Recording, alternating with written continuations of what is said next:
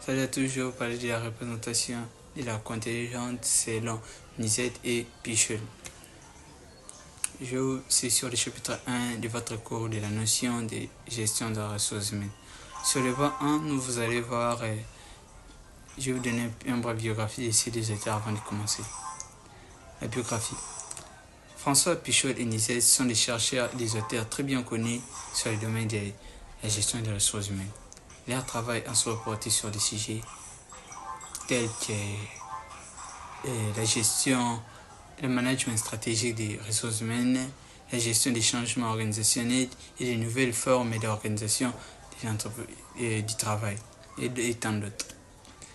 Ils ont contribué à de nombreux livres et articles qui sont largement utilisés dans les programmes de formation en gestion des ressources humaines et dans les pratiques professionnelles. Du coup, c'est pourquoi nous avons eu à les intégrer dans notre chapitre 1 du cours. Parlons brièvement de leurs idées, de leurs apports sur la contingente.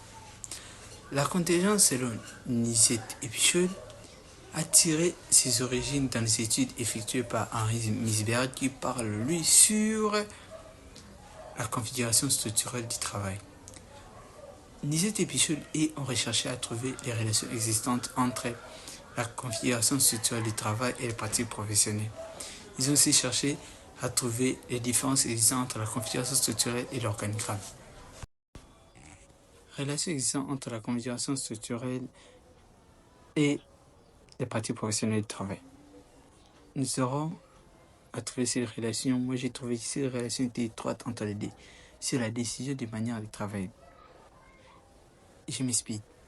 Car la configuration structurelle renvoie sur la manière de travailler, sur la division du travail, et les pratiques professionnelles ramènent aux moyens et aux manières dont il faut travailler pour assurer les objectifs de l'entreprise.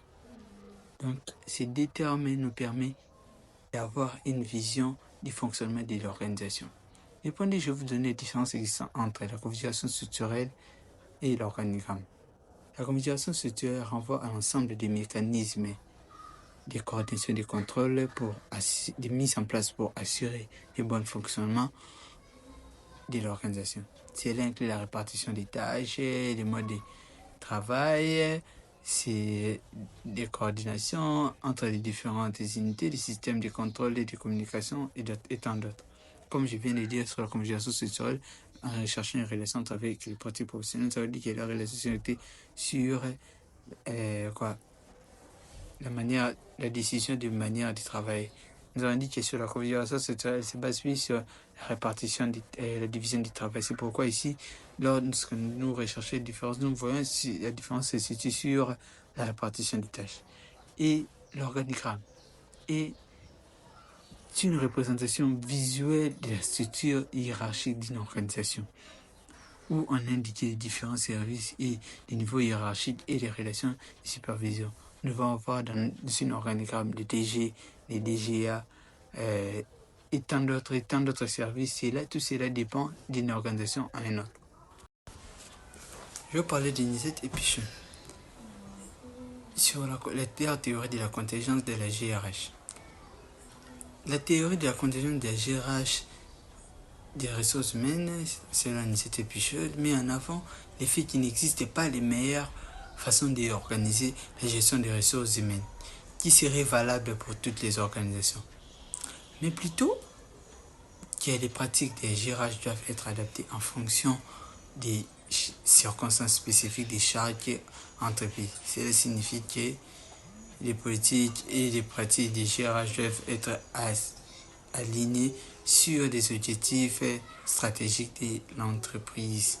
C'est que ça culture, son environnement externe, sa structure et puis sa technologie et tant d'autres. Donc nous ne pouvons pas avoir les mêmes façons de diriger ou des GRH dans une banque et dans une entreprise productrice de pain. Donc nous ne pouvons pas avoir la même pratique des GRH dans ces deux entreprises. En effet, l'adaptation de la GRH selon les spécificités de chaque entreprise peut contribuer à l'amélioration des performances globales de l'organisation et à favoriser le meilleur alignement des objectifs stratégiques et des pratiques opérationnelles de chaque entreprise. Donc cela peut permettre à relever un niveau de l'entreprise de performance. Parce que chaque GRH permet les GRH permettent que l'entreprise ait des bons personnels pour des postes que l'entreprise a besoin. Je vais vous parler de la présentation des configurations structurelles d'une entreprise en résultat. Nous voyons les sommets stratégiques, c'est les niveaux les plus élevés d'une entreprise. Par rapport à une inspiration qui est inspiratrice et prochaine, les niveaux les plus élevés, c'est le sommet stratégique d'une entreprise qui représente la direction qui définit ses objectifs à long terme et les orientations stratégiques. Les dimensions technostructure.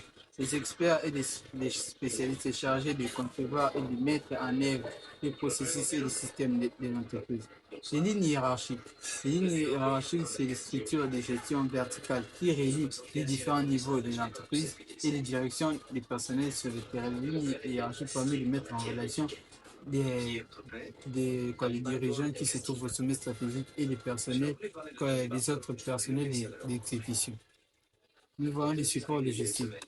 Les supports logistiques, c'est la fonction des soutiens qui fournissent les ressources et les services nécessaires au bon fonctionnement de l'entreprise, tels que le gérage, la logistique et les aspects financiers. Les centres d'opération. Les centres où les opérations sont coordonnées et surveillées en même temps, pour assurer le bon déroulement des processus et des projections et des projets. Nous voyons aussi les modèles de GRH selon Zert et Pichot, qui inclut quatre dimensions. L'arbitrage, c'est un processus de prise de décision et la gestion des ressources humaines, qui nécessite souvent de peser les différents facteurs et options pour parvenir à des choix appropriés. Nous voyons que l'arbitrage est souvent incertain ou inexistant parce qu'on ne peut pas définir des objectifs en avance. Cela dépend de la structure de chaque entreprise dans le milieu où il se trouve. Objectivement, cette dimension met un accent sur l'importance fondée de la décision de gérer sur des critères spécifiques, objectifs et mesurables tels que les compétences et les performances et les résultats tangibles des emplois. Donc, nous ne pouvons pas engager, les GRH ne peuvent pas engager des personnels sans des compétences. Donc, ils doivent engager des personnels compétents et performants pour les résultats au niveau de leur structure qui doivent travailler. Les conventions.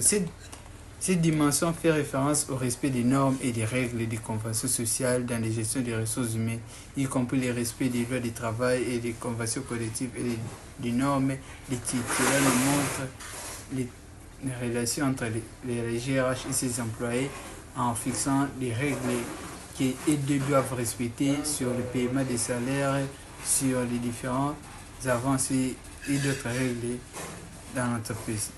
Valorienne. Il s'agit de l'alignement pratique de la gestion des ressources humaines avec les cultures organisationnelles en mettant en avant des aspects tels que l'intégrité et la responsabilité sociale. Nous pouvons voir la responsabilité de l'entreprise envers ses salariés.